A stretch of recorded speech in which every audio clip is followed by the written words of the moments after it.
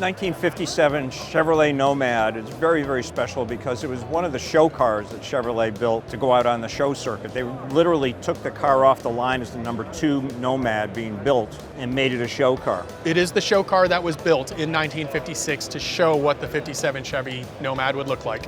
It also has the #2 fuel injection unit ever produced. Fuel injection was just starting out and it really wasn't worked out yet. They couldn't get the engine to run properly with the fuel injection, so they took a race car engine, they put it in the car and then put the fuel injection system on. This car has one of the Corvette race team motors because the only cars that had fuel injection at that point were race cars. The #1 unit is on the Super Sport Corvette, which is in the show train with this car at New York Auto Show, Detroit Auto Show, Chicago, and Los Angeles. And I was able to get pictures of all the auto shows, and it shows the Nomad with the Super Sport Corvette. Try 5 Chevys and they made Nomads, 55, 6, and 7. The 55 and 6s were more of a boxy looking car, but then came the 57 model with the fins on the back and all this gold and chrome everywhere, very sleek looking. There was so many different things in 1957, and this car really exemplifies all those changes they were making. So I was looking for a classic car. I found it in a local 4-page newspaper in Alabama. It had 106,000 miles on it, but it still had the original plastic on the seats from the factory, which is just unheard of. Everything was there, complete car, but just tired, it needed to be restored. The California black plates came with the car, but I didn't know if they were original to the car. I found in the front seat, in the frame, negatives, big square 16mm negatives, and I had them developed and the black plates are on it.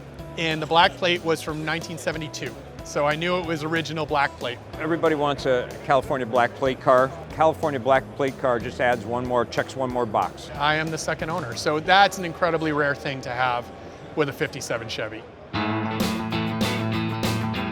These cars were running a 283 small block engine. The heads were different and changed to a race car head with all lightened valves, titanium valves. I have work orders that show that they ordered a spare long block for the Corvette Nassau team, and that work order is stamped on the motor. So they ordered that as a spare, just the long block, because they had the #2 unit already polished and ready to go. They just needed a motor to put it on. Because of that, that's why this car is very special. Of course, being it's the #2 car, that makes it pretty special too.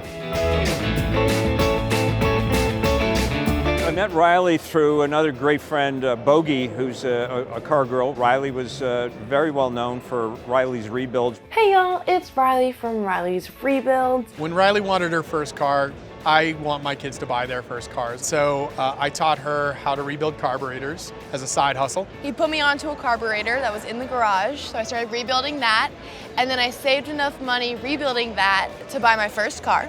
Riley's Rebuilds was originally created to rebuild carburetors, specifically Edelbrock carburetors, and now we are bringing a bunch of youngings into the garage that don't have the opportunities outside of it. So her 15-year-old brother, Graham, is now the shop foreman, and he recruited 5 other girls from his class and 2 boys. They come to the garage 2 times a week, and they would spend 2 hours working on the Nomad, and we got it done.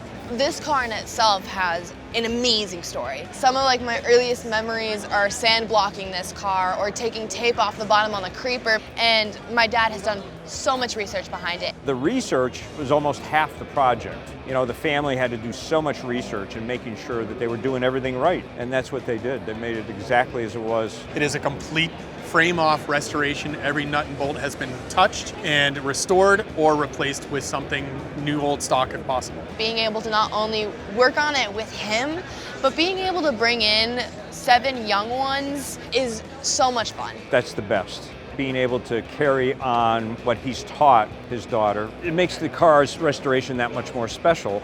When I spoke to the Mecum folks, they instantly understood the importance of the car. I think the Mecum auction in Kissimmee is the perfect place.